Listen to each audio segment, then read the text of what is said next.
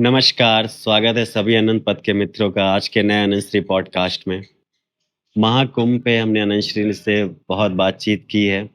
कुछ विषय ऐसे हैं और कई मित्रों के आग्रह थे कि उस पे अनंत श्री की दृष्टि हमें प्राप्त हो।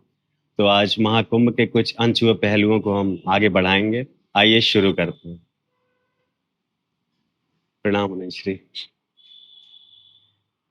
अनंत श्री, कुंभ महाकुंभ पे कई सारी बातें हम लोगों ने की है हुँ। और कुछ ऐसे दृष्टांत सामने आ रहे थे जिस पे बात करना ज़रूरी था और समझना भी ज़रूरी था।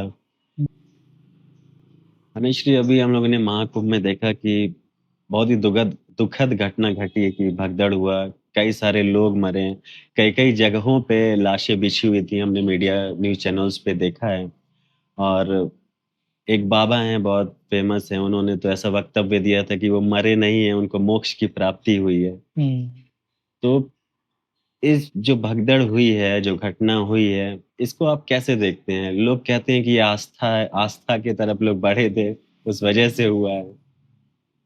जिस बाबा ने कहा है, जिस लड़के ने, अच्छा हो कि उसके सारे भक्त मिलें, बाबा को उठाएँ और अभी कुंभ चल ही रहा है। कुंभ ना भी चल रहा हो, गंगा तो बहती ही रहेंगी, वहाँ ले जाकर उसको मोक्ष दिलाएँ। उसमें डुबोकर अगर उसको मोक्ष दिला दिया जाए तो देश का बहुत कल्याण होगा। ऐसे बाबाओं को शीघ्रातिशीघ्र मोक्ष दिलाना चाहिए, क्योंकि ये असंवेदनशील लोग हैं, नादान लोग हैं, भीड़ के मनोविज्ञान पर पलते हुए लोग हैं और लोगों की आस्थाओं का शोषण करने का सारा कारोबार इन लोगों के माध्यम से चलता है। लोग देखिए गलत नहीं हैं, लोग भोले-भाले हैं, भावनाओं से चलते हैं, आस्थाओं से चलते हैं, इसीलिए इतनी भीड़ करोड़ों की इकट्ठी हो जाती है। लेकिन लोग क्या जाने कि तमाम ऐसे शातिर लोग हैं जो एक पैरासाइट की तरह, एक शिकारी की तरह उनकी भावनाओं का शिकार करने के पीछे लगे हुए हैं। हुँ, तो दुखद है। अब एक तो जब वक्तव्य ये दिया जाएगा कि जो नहीं नहाएगा कुंभ में वो सनातनी नहीं है, सनातनी में। वो हिंदू नहीं है, तो कितने लोगों के अंदर करवटें मचलने लगेंगे कि भई हमको भी जाना चाहिए, हमको भी नहा के आना चाहिए। तो ये एक दबाव बनेगा और उसके बाद फिर जब भगदड़ जैसे हादसे जो बड़े ही ऐसी जगहों पर संभावित होते हैं, वो घटेंगे, तो असंवेदनशील वक्तव्य दिए जाएँगे, तो वो दुखद होगा। तो मूल बात है, हम लोग कैसे विभाजन करें कि लोगों की आस्थाएँ, उनकी भावनाएँ भी पुष्पित पल्लवित हों, लेकिन उन भावनाओं का शिकार करने वाले लोग ना हों। ये हमको एक देखना पड़ेगा। अच्छा नहीं, सिर्फ़ आस्था क्या है? आस्था का मतलब अगर आपके नज़रिए से मैं पूछूँ कि आस्था मतलब क्या? अगर लोगों को बताना हो, तो भगदड़ ना मचे, आने वाले लोगों में लोग अवेयर रहें कि आस्था मतलब है क्या? रियल मीनिंग उसका। देखिए, आस्था का रियल मीनिंग अगर पूछने जाएँगे तो फिर वो सनातन अर्थ होगा। हुँ, सनातन की परंपरा में अर्थ भी सनातन ही होते हैं, तो आस्था का सनातन अर्थ यही होगा, स्वयं में आस्था। स्वयं के भीतर जो परमात्मा विराजमान है, उसमें आस्था। आस्था वो कि परमात्मा कहीं दूर नहीं। जैसे-जैसे आस्था का परमात्मा दूर होता चला जाता है, वैसे-वैसे आस्था कमज़ोर होती चली जाती है। जैसे-जैसे हम अपने घर से दूर च जाते हैं, वैसे-वैसे हम अपने घर से दूर भटक रहे होते हैं। हुँ, हुँ। तो आस्था का खेल बड़ा सुंदर है, आस्था बहुत प्यारी है। अगर वो आस्था परमात्मा में है तो बहुत अच्छी बात है, लेकिन वही शास्त्र, वही संत ये भी तो कहते हैं कि परमात्मा तो कण-कण में है, हुँ, हुँ। तुम्हारे भीतर है। जब हमारे भीतर है तो हम निकल कर उसको और कहाँ ढूँढने जा रहे हैं? किस मंदिर, मस्जिद, किस नदी, किस गिरजा, गुरुद्वारे में हम उसको ढूँढने जा रहे हैं? हम जितनी दूर ढूँढने जा रहे हैं, हम उससे उतने दूर हो रहे हैं। तो आस्था प्राथमिक रूप से तो है स्वयं में आस्था। और ये स्व ही शुद्ध होकर परमात्मा होता है, यही स्व अशुद्ध होकर संसार बन जाता है। तो इसलिए जब आस्था कमज़ोर होती है, तो ये नदियाँ आएँगी, मंदिर आएँगे, स्नान आएँगे, कर्मकांड आएँगे, पूजा-पाठ आएगा, प्रार्थनाएँ, नमाज़ें और आवाज़ें और जितने भी ये सब शोरगुल है, तब सब आएँगे। अभी भगदड़ पेनश्री कल मैं एक न्यूज़ देख रहा था, उसमें एक सरकार करके कोई बाबा हैं, उन्होंने बोला था कि मुझे तो पता था भगदड़ मचेगी। मेरे जो लोग हैं वो कह रहे थे कि मुझसे कि आप कुंभ छोड़ के मत जाइए, लेकिन कुछ था मेरे यहाँ तो मैं चला आया, मुझे तो पता था कि भगदड़ मचेगी, और वो छोड़ के चले गए। छोड़ के चले जाते। अच्छा, बल्कि वहाँ तो रुक के भगदड़ को रोकने का काम करना चाहिए था और अगर ये पता था तो किसको सूचना उन्होंने दी? ये सब गोरख धंधे चलते हैं, कोई भी घटना हो जाए मुझको तो पहले से पता था। अरे पता था तो किया क्या तुमने? कहेंगे नहीं वो तो नियति का हिस्सा था। नियति के तो हिस्से सब कुछ होते ही हैं जीवन में। ऐसे करके अपने जो दोष हैं टालने नहीं चाहिए और इन बातों का क्रेडिट लेने की कोशिश नहीं करनी चाहिए। अब क्रेडिट तो देखिए ऐसी है कि इतना व्यापक ये दुखद परिदृश्य है कि तमाम बाबा तो इस पर ही पलेंगे, हाँ मुझको पता था। हुँ, फिर उनके शिष्य भी आके कहेंगे हाँ बाबा जी ने मुझे हिंट किया था, और निकलेगा कुछ नहीं। हादसे ना हो, सब अच्छा चले, बहुत अच्छी बात है। हादसे हो जाएं दुखद है, लेकिन तब तमाम समाज सेवी किस्म के लोग इसमें पनपने लगेंगे। ये जंगल है, जंगल में जानवर चल रहा है तो अच्छा, जानवर मर के गिरे तो तुरंत तमाम किस्म के कीड़े-मकोड़े आने लगते हैं उसको खाने के लिए उसकी लाश को। तो यही हालत होती है जब हादसे हो जाएँ, मौतें हो जाएँ, लोग घायल हों, तो कुछ समाजसेवी लोगों की पौबारा हो जाती है। वो खाली बैठे हो तो उनके पास काम नहीं होता है। वो सोचते हैं चलो हमको काम मिल गया, फिर वो वहाँ पर सेवा-सुश्रा, दवा दारू वहाँ पर नहीं, दारू तो अलग चलती है, अलग टेंटों में दवा-दारू कहते हैं ना, लेकिन वो दवा वहाँ, दारू अलग, तो वो सब चलने लगता है। तो ये सब अलग-अलग किस्म के लोगों के मनोवृत्तियों को पनपने के साधन मिल जाते हैं। कई लोग जो बड़े सेवाभावी होते हैं, वो सेवा के मौके तलाश रहे होते हैं।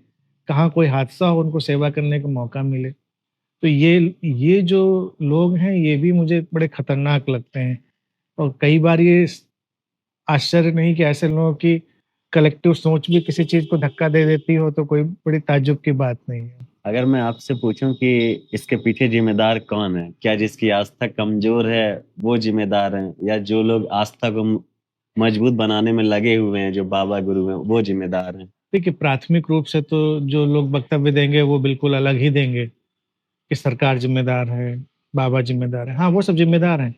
लेकिन प्राथमिक रूप से तो वो व्यक्ति ही ज़िम्मेदार है जो भगदड़ में जाके वहाँ पर खड़ा हुआ। उसने अपनी आस्था को इतना कमज़ोर क्यों बनाया है कि वो जाकर गंगा जी में स्नान करेगा, तो ही उसका कल्याण होगा। तो उसने तो अपने को वल्नरेबल बना लिया है। वल्नरेबल बनेगा, तो शिकार होगा। अब इसके बाद सारे लोग दोषी हैं। इसके बाद वो खतरनाक रूप से बाबा लोग दोषी हैं जो प्रोत्साहित कर रहे हैं। अब पूरे महाकुंभ में देखो किसी ज्ञान ध्यान के लिए प्रोत्साहन नहीं है, गंगा में डुबकी लगाने के लिए हुँ, प्रोत्साहन है। गंगा में डुबकी लगाओ, डुबकी लगाओ। क्या ऐसा वातावरण बना दिया है कि डुबकी लगाते ही जैसे कोई उनके अंदर सॉफ्टवेयर इंस्टॉल हो जाएगा। तो ये लोग दोषी हैं, जो इतना उसका फैनेटिज़्म बना रखा है उन लोगों ने। सरकारों को अगर हम दोष देना चाहें तो बेशक दे सकते हैं, लेकिन कई बार अगर देखा जाए तो थोड़े बहुत खामियों को हटा दिया जाए, सरकारें तो कितना बड़ा आयोजन करने में सहयोग देती हैं। करोड़ों लोगों को मैनेज करना आसान तो होता नहीं। अभी हम अपने घर में फंक्शन करें, 100 आदमी भी मैनेज करना मुश्किल पड़ जाता है, इसको कहाँ बिठा लें, उसको कहाँ से निकालें, किस दरवाजे से करें और करोड़ों लोगों को मैनेज करने के लिए मैं मानता हूँ सरकारें अपनी जी तोड़ कोशिश करती हैं, कि सरकारों के भी कुछ अपने लूप होल्स होते हैं, हुँ, हुँ। वीआईपी कल्चर होता है, वो सब होता है, वो भी कहीं न कहीं से नुकसान डालता है। लेकिन अगर वीआईपी कल्चर की बात हम लेकर चलें, जो लोग कहते हैं वीआईपी कल्चर नहीं होना चाहिए, तो और हादसे हो जाएँगे। कुछ हमको एक ब्रैकेट बनाना पड़ेगा, कुछ एक ब्रैकेट देना पड़ेगा जहाँ पर समाज के कुछ प्रतिष्ठित, स्वनामधन्य लोगों को हमें अलग से रास्ता देना पड़ेगा। नहीं तो पता चला हमारे देश का मुख्यमंत्री किडनैप हो गया इतनी भीड़ में।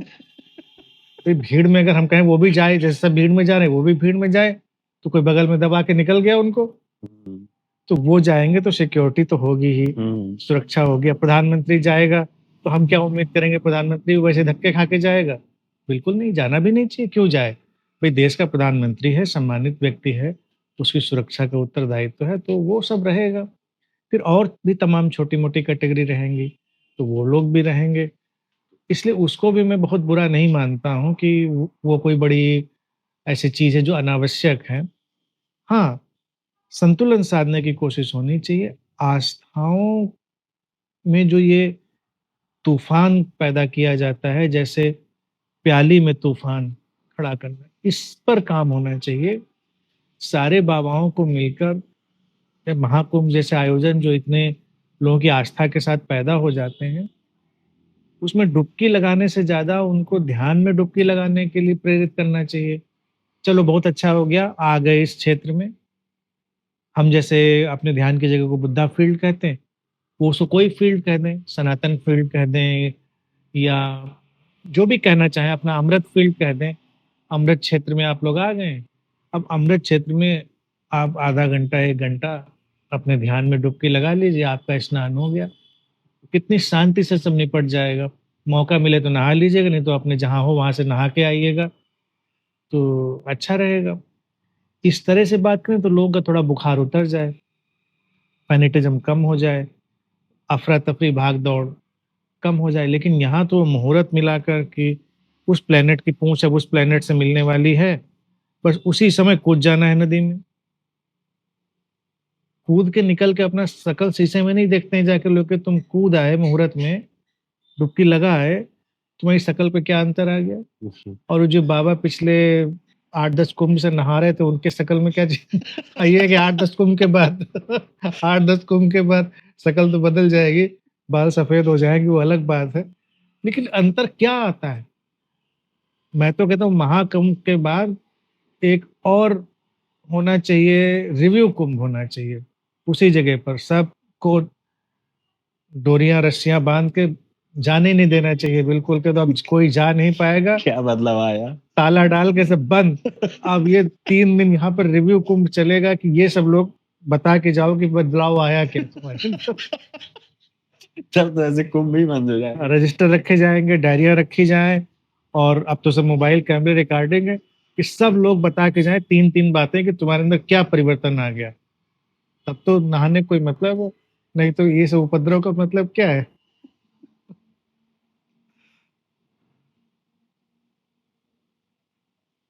और भी कितने एंगल चलते हैं देखो, ड्रग्स के एंगल हैं और चरस गांजा तो चलते हैं, हम लोगों ने उस पे बात करी ही थी, धुआंधार चीज़ें सप्लाई होती हैं। अभी अनुश्री जो किन्नर अखाड़ा वाला भी जो न्यूज़ उठा था, हुँ। उनकी महामंडलेश्वर नियुक्त की गई थी ममता कुलकर्णी जी।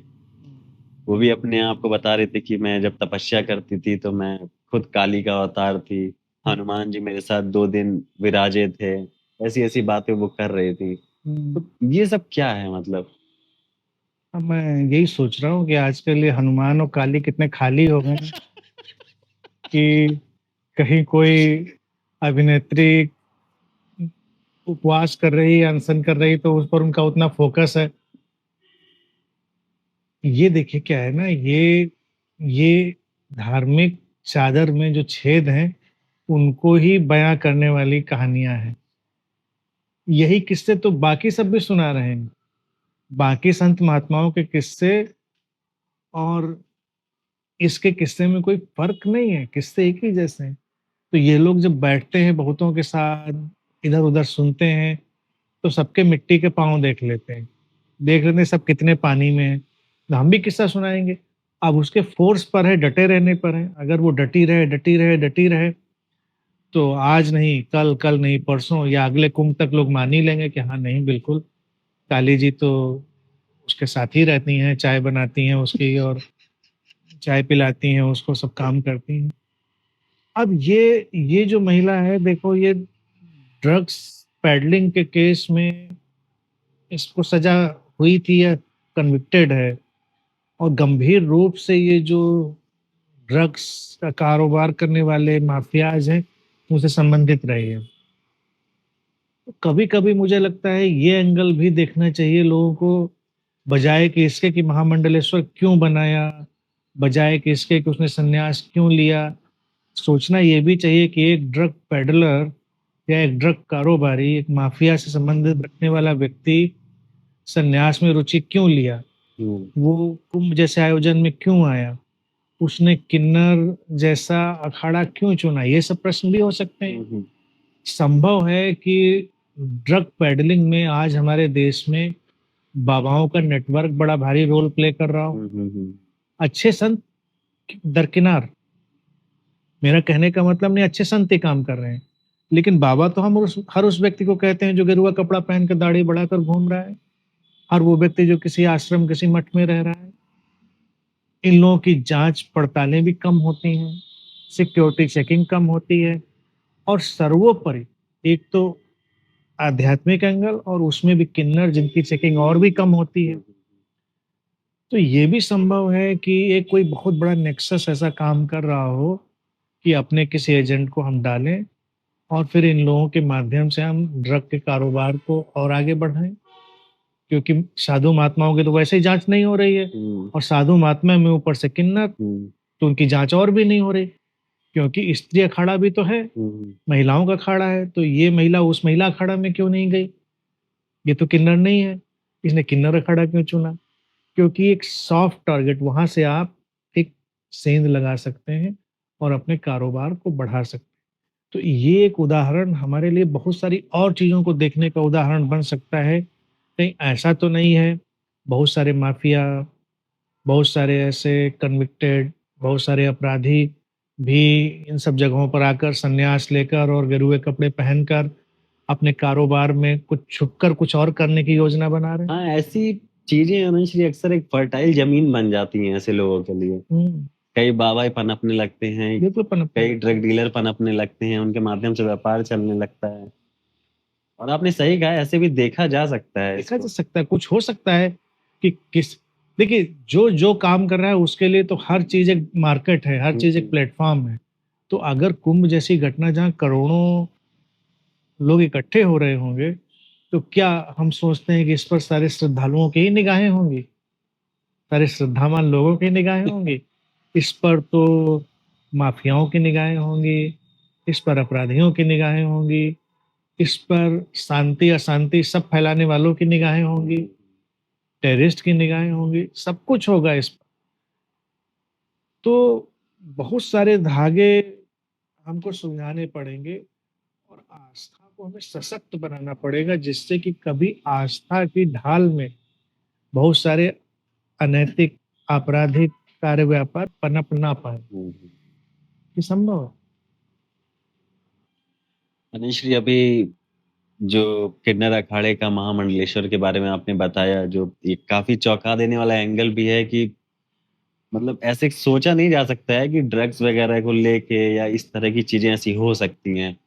और सुनने में तो ऐसा भी आया था कि उन्होंने पैसा दे के वो महामंडलेश्वर बनी और इतना उनको हाइप मिला, फिर अचानक उनको हटा दिया गया।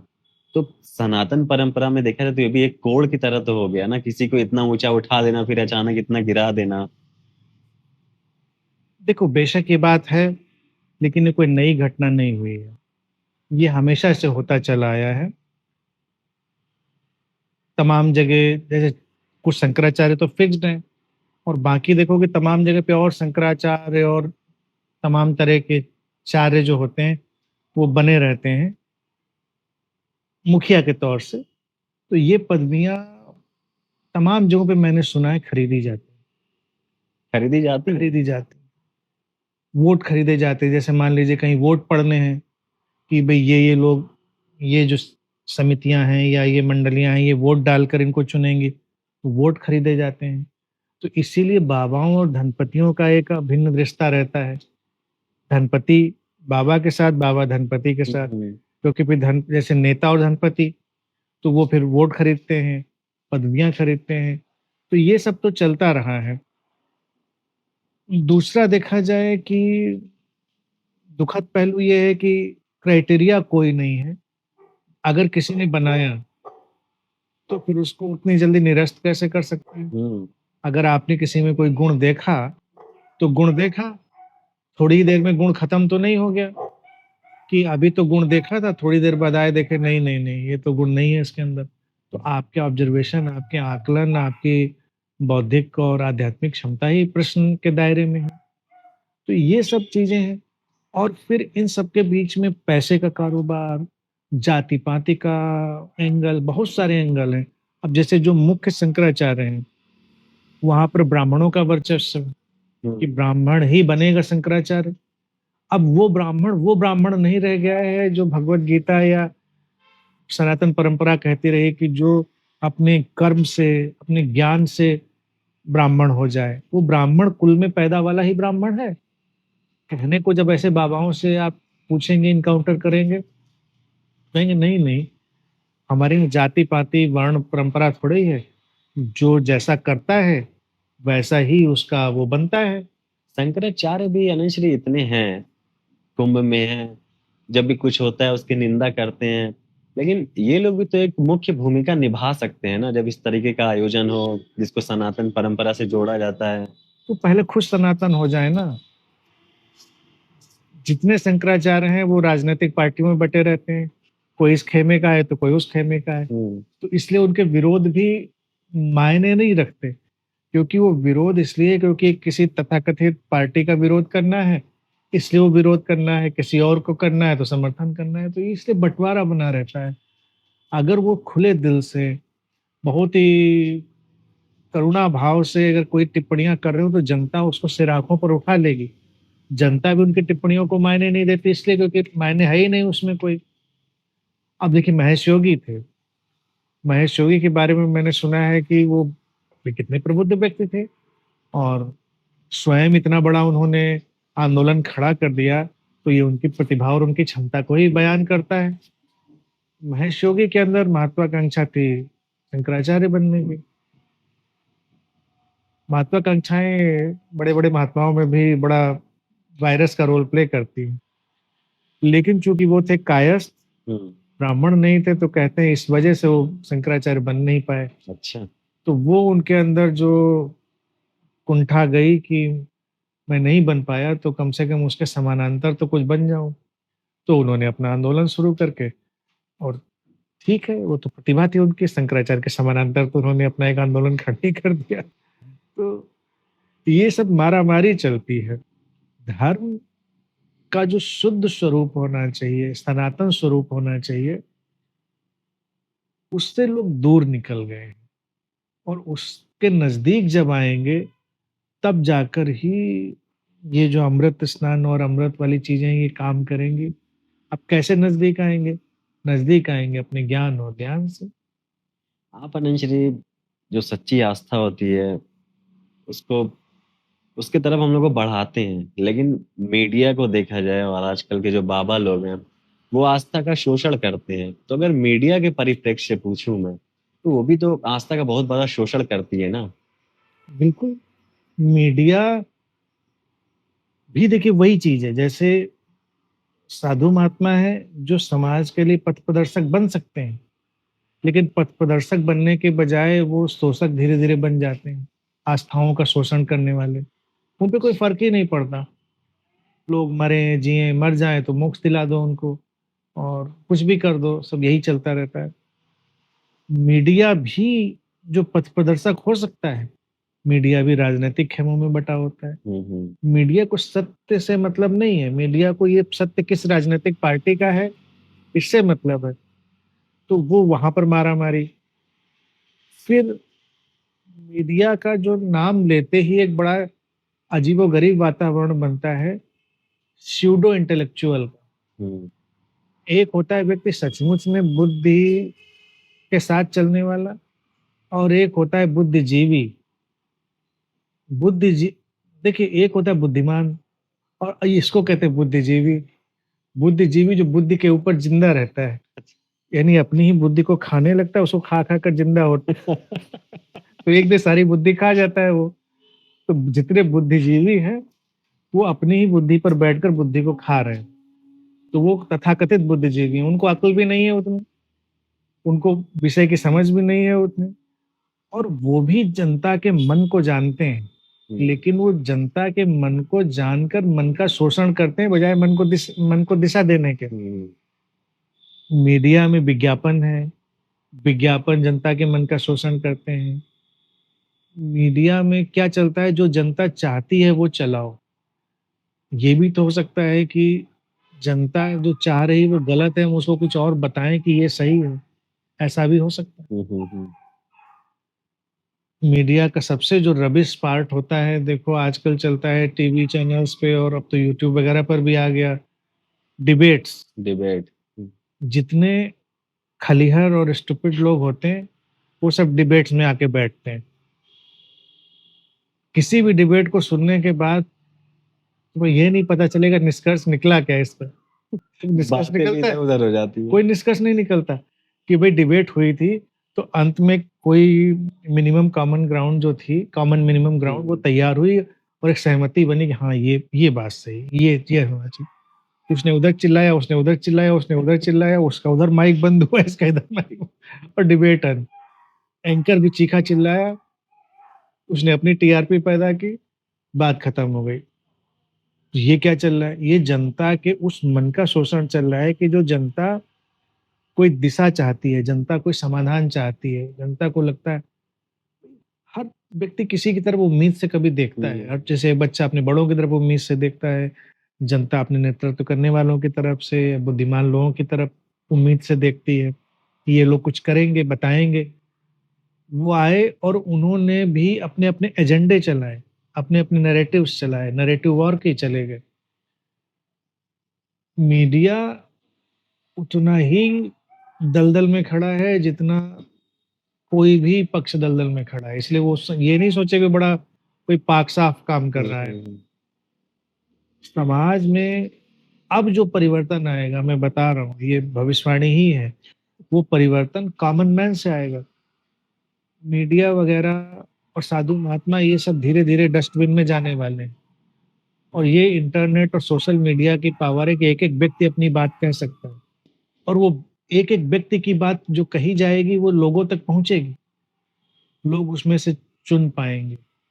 अब लोगों को जो दिशाएं चाहिए वो दिशाएं तमाम दिशाओं से आएंगी, वो पथ प्रदर्शन तमाम पथों से आएगा और लोगों के अंदर जागृति आएगी। तो मैं आशान्वित हूँ, मैं बहुत आशान्वित हूँ। ये निराशाजनक स्थिति नहीं है, बल्कि धीरे धीरे लोगों को निराशा जो पकड़ रही वो ये कि ये साधु महात्मा जिनसे हम उम्मीद करते थे हमें पथ प्रदर्शन देंगे, नहीं दे रहे हैं। ये मीडिया जिनसे हम सोचते थे, नहीं दे रहे हैं। राजनेता ये नहीं दे रहे हैं, सब अपने अपने नैरेटिव और अपने अपने स्वार्थ सिद्धि में लगे हुए हैं। तो फिर निकलेंगे लोग, कुछ लोग जलेंगे दिए से, अंधेरे पथों पर कुछ लोग जलेंगे दियों जैसे, और उन दियों से रोशनी फैलेगी। आस्थाएं तो हमेशा रहेंगी, व्यक्तिगत भी सामूहिक भी। तो ये नहीं कहा जा सकता कि आस्था एक दिन खत्म हो जाएगी। हाँ, आस्था शुद्ध होगी। तो सामूहिक आस्था क्या? सामूहिक आस्था, व्यक्तिगत आस्थाएं ही मिलकर एक दिन सामूहिक आस्था बन जाती हैं। छोटी छोटी व्यक्तिगत आस्थाएं बन जुड़ती चली जाती हैं। अब जैसे मान लीजिए महाकुंभ की जो चर्चा हो रही है, तो व्यक्तिगत आस्था ही थी कि किसी नदी में नहाने से हम पवित्र हो जाते हैं। तो धीरे धीरे बनकर वो सामूहिक आस्था बन गई कि सामूहिक रूप से सब नहाएंगे तो सब और ज्यादा पवित्र हो जाएंगे। अच्छा, वैसे क्या कुंभ जैसा आयोजन होना चाहिए? क्योंकि जिस आस्था की बात आप कर रहे हो, अगर उस आस्था से चले तो कुंभ जैसे आयोजनों की जरूरत तो नहीं है। देखिए, जब लोग बहुत ही इनलाइटेंड हो जाएंगे तो कोई जरूरत नहीं रह जाएगी। इतना इतना तनाव लेने की, इतना परेशानी उठाने की जरूरत क्या है? कोई जरूरत नहीं रह जाएगी। लेकिन मनुष्य आयोजन धर्मी और उत्सव धर्मी प्राणी है। हम्म, आयोजन और उत्सव तो तब भी कुछ न कुछ चलेंगे।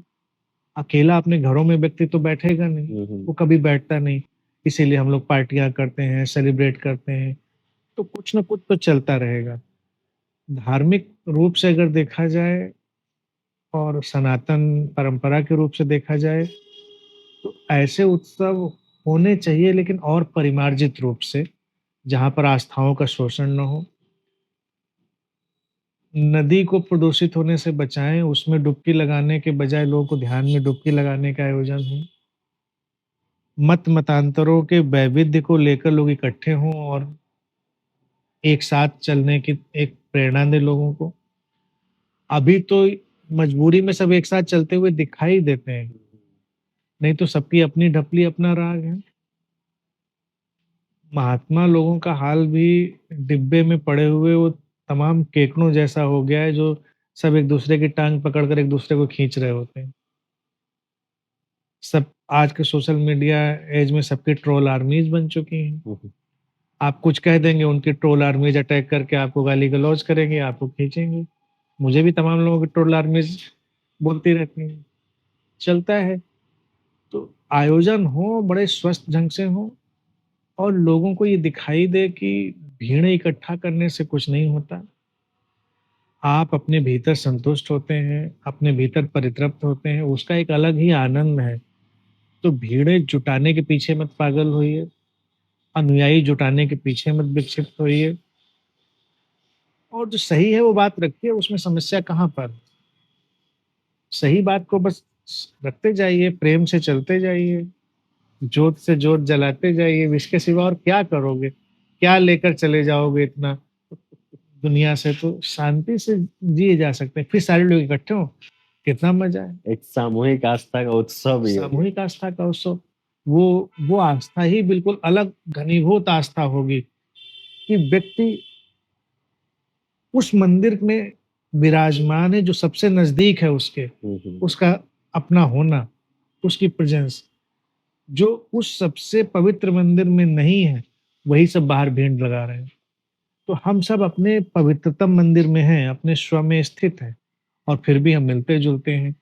तो अब सोचो कि फिर वो जो पवित्रता का वॉल्यूम है, उसकी इंटेंसिटी है, डेंसिटी है, वो कितनी बड़ी हो जाएगी।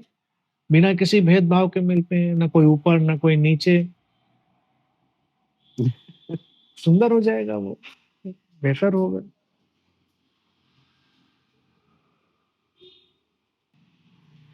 आज महाकुंभ के विषय पे जो अनंत श्री से बातचीत हो रही थी, अनंत श्री ने जो आस्था के बारे में हमें समझाया है, जो सही सनातन क्या है उसके बारे में समझाया है, उन सब से हमें जो अंतर्दृष्टि मिली है और मैं पूरी कामना करता हूँ, हम सभी कामना करते हैं कि एक विशुद्ध सनातन के मार्ग पे हम ज़रूर चल सकेंगे।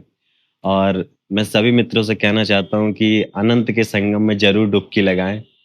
आप लोग अनंत आएँ और अनंत श्री के वीडियो को ज़्यादा से ज़्यादा शेयर करें, लाइक करें, कमेंट करें और सही सनातन की तरफ हम लोग बढ़ें।